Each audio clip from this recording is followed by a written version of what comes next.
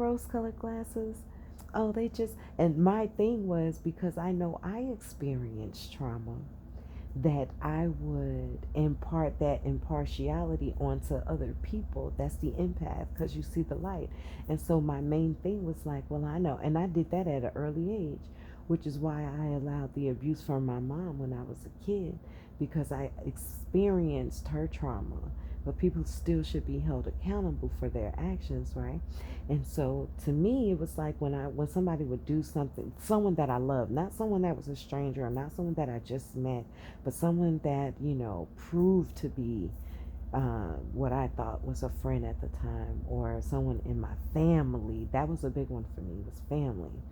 Um, that I allowed them to, I don't know if you guys could hear me because the blanket was covering the phone, so I'm not quite sure, but I just looked down and I see it. But allowing your family to abuse you because you know the trauma they've been through is unacceptable. People need to be held accountable, even in the midst of their trauma. Now, some are not going to say incapable, but they have a hard time and they struggle to do it.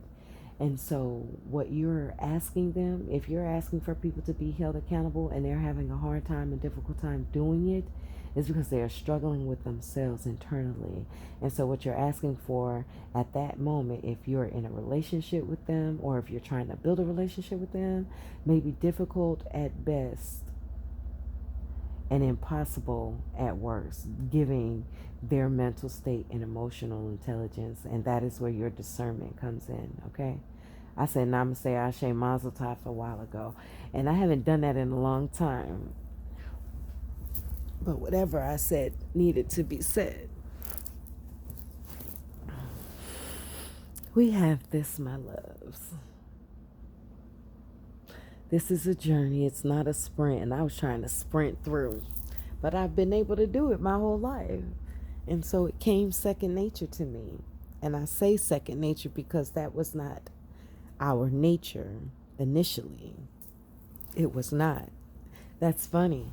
Oh, that is so funny. I just caught that. And we say second nature. Why we don't say first nature? When they say it's nature, that means it's your instinct. It's the first thing you do. It's the first thing. But when it's second nature, to me, that means it was taught. You've been conditioned. Okay. But it was second nature to me to bowl through it, to move through it fast, to get going. And I would say it's still part of my nature, though. It really is. But, anywho, my loves, I hope you are doing well. I really do. This is tough. It can be tough. But the reward of finding yourself, oh my goodness, y'all don't understand or understand yet, but you will. The joy of finding yourself and building your foundation on your truths and not someone else's, meaning on what you feel, think, want, know, love, wish for, dream of, desire, won't tolerate, not what someone taught you, not when someone told you, not what someone encouraged you to be. Now, it's different when they encourage you to go after your own dreams or goals, but when they try to encourage their own agenda onto you, their own goals and aspirations, because that's what they want you to do, that's different. And to, the young adults out there that your parents want you to do a certain kind of thing and be a certain kind of way, at some point, if that is not your desire, your dreams, your goals, your aspirations, whether you are 13 or you are 45, you are going to have to stick up for yourself and say enough is enough. Parental guidances. This is what I want to do. Now, always exception to the rule. I have to say this for those out there that, brain goes to the left sometimes. This is not if you want to harm someone. This is not if you want to harm yourself. I am speaking from a purely joyful, respectful place. And when I say go after your dreams and goals, if your goals is to go after someone's man, then this message is not for you. If your goal is to be deceitful and conniving and manipulative and a vampire, this message is not for you. These are for the ones that want to be singers. These are for the ones that have a calling on their life to do something that goes against the grain of society, their family, and whoever else may be contrary to what they feel. Because at the end of the day, my loves, when you die, we all die. I'm not trying to trigger you. But when we die, we will only have ourselves to blame when on that time frame and in that time frame we have regrets because we didn't go after what we desired and dreamed and loved and whatever else may be. Life is too short to live a life of regret. It really is. And that is not what I want to do. So I am actually in the process of still learning how to take it slow and steady. It is not my forte. It is not my strongest suit. But I am learning. And as I am learning about patience, I am learning to accept and enjoy the journey. I even enjoy the times when I don't feel all the way together, because it pushes me to love myself just a little bit more and to comfort myself just a little bit more and to lean on God and my ancestors just a little bit more to continue to guide me. I do. I really do. It be uncomfortable in the moment, y'all. It be uncomfortable in the moment. But once I get past it, and I do get past it, and I show y'all I get past it, I'm all smiles and giggles and, dancing around. And sometimes I do recognize when it is not mine. I do recognize when it is not mine. But I also recognize when it is mine. I don't let other people trigger me. And when I say I do recognize when it's not mine, it's because, and in these moments is very significant, because I could be like doing absolutely nothing and not feeling no certain kind of way, not thinking about nothing to make me feel a certain kind of way, and then I'll feel this wave, and I'll be like, it'll last for however long I allow it to. And what I mean by that is, because a thought will come and then the feeling will come. But I'll get so engulfed in the feeling that I felt that it may take me a few seconds or maybe a couple of minutes before I recognize the thought that came before the feeling. That's all a part of me getting to know myself and sitting still with myself so I can separate the thoughts and the feelings that are not my own. Because what happens is when you've been under MK Ultra and when you've been gaslit, there are certain thoughts that will trigger a feeling of emotions that will take you back and transport you back in time to a moment in time where you were traumatized, where you've had something hurtful happen to you, something tragic happen to you, and you're going through that pool of emotions again in that water, in that body of water. And I once read where it's liking that our what do they call them? Our chakras are like water. And I remember reading or watching someone say that when you get stuck in a body of emotions, the water, people have a way of drowning you in those waters. And they do that by triggering you, by trying to piss you off, by trying to trigger your abandonment issues, by trying to trigger, whatever trauma that they know you have. And they can do that without even being in your energy, by pulling on your energy.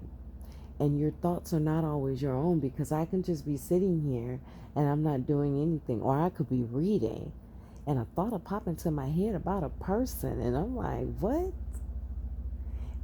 But I won't be like, what, at the beginning of the thought. Now I do, but in the beginning I wasn't. I'd let the feeling of that thought consume me. And then it'd be like, okay, but now I can differentiate for the most part. And that's all a part of healing. Healing to recognize that I am not my trauma. I am not my trauma.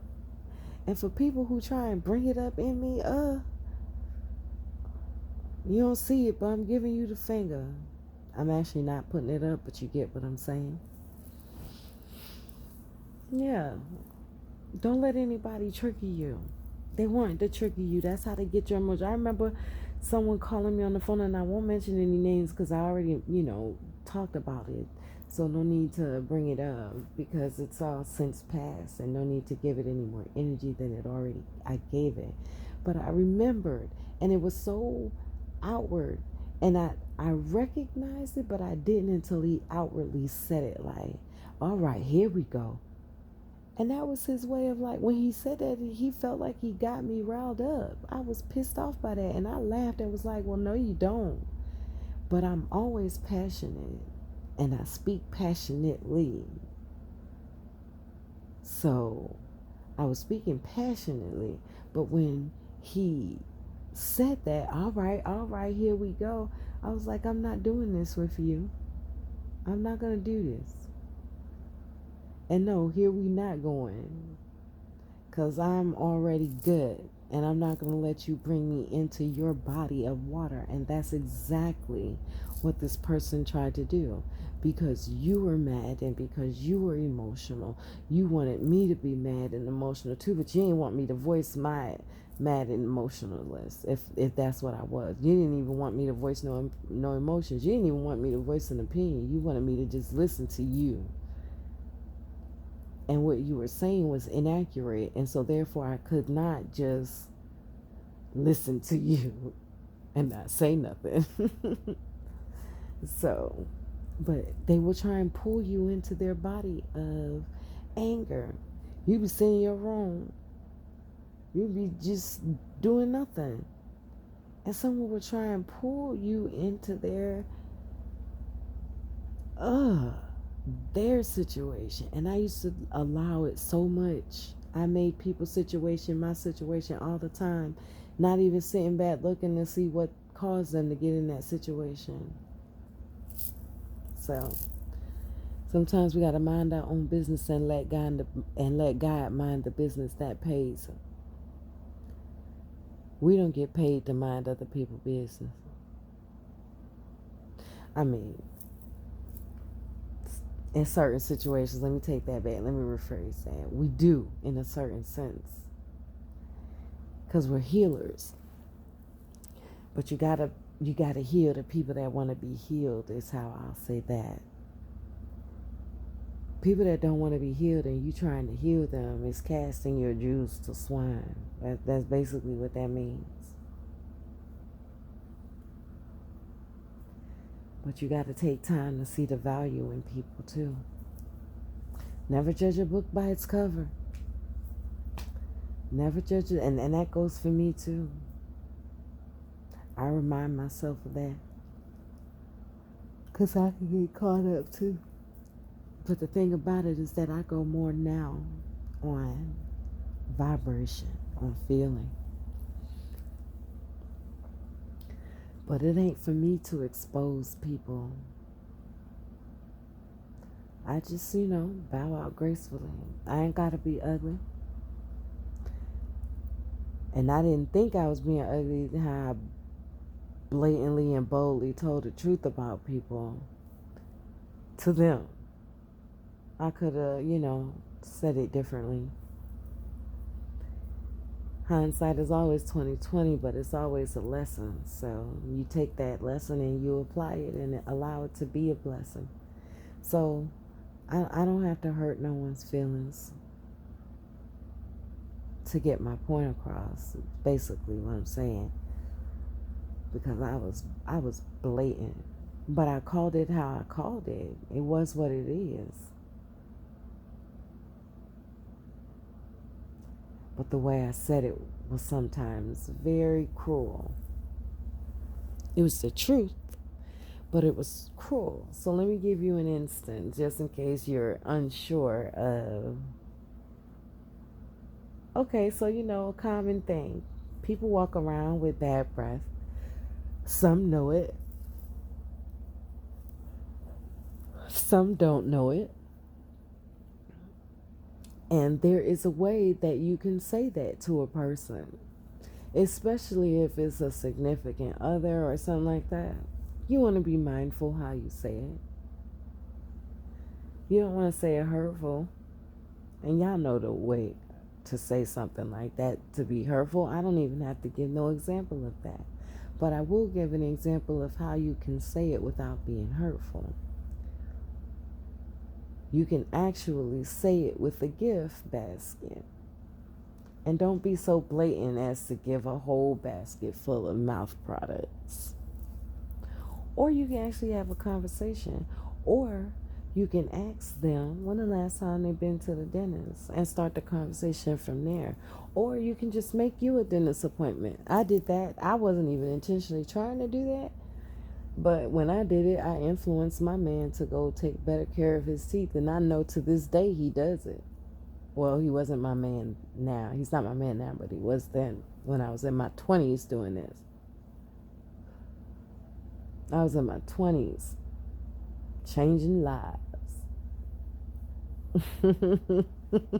Oh, that was crazy. I'm not going to say that. I'm going to keep this PG. Changing lives. Changing lives. But now the focus is on our life and how we've been doing that all along. Hindsight 20/20 though, we know better now, so we do better. Focus on you, my loves. Especially during this critical time in your healing process. You're not going to be able to focus on toxic people that you're trying to heal and trying to heal the toxicity that lives within your body frame. You're not going to be able to do it. You're going to be being pulled in two different directions and nothing will be reached. Nothing, no satisfaction on either end. You trying to heal toxic people and you trying to heal the toxicity in your life, it will just be exacerbated. It will just be blown up and it will just blow up in your face. Either one. So you're going to have to pick one at this time. Not saying be cruel, not saying don't be helpful, but if you've constantly been the one to help, and this is what this is for. This is not for people that you first meet. These are for people who have continuously shown you or have proven to you that they have not taken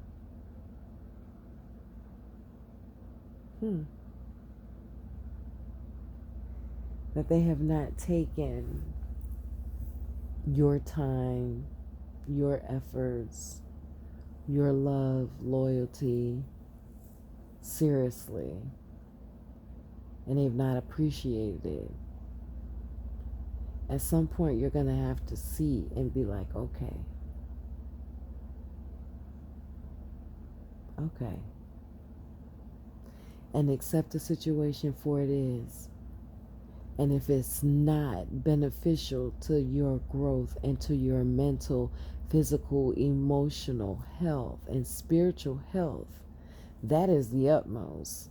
Your spiritual health. If it's not beneficial to either any of those things, then it is time for you to choose your own spiritual health, your own emotional health, your own mental health, your own physical health.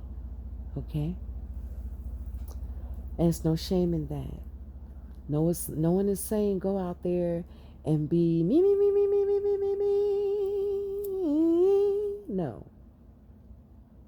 But in this time, God is placing you in a cocoon where you are allowed to be me, me, me, me, me until you are healed. That is not to say, neglect your responsibilities. If you have children, if you have a job, we have responsibilities. I'm not telling you to neglect them. That is not what this message is about. But even if you have children, you must have some time for yourself. For yourself, without the children, without the husband. It may be 30 minutes, it may be 10 minutes, I don't know, depending on what your lifestyle is like. But you must find some time for you to be with your own thoughts, your own energy. Namaste, Ashe, Mazel Tov.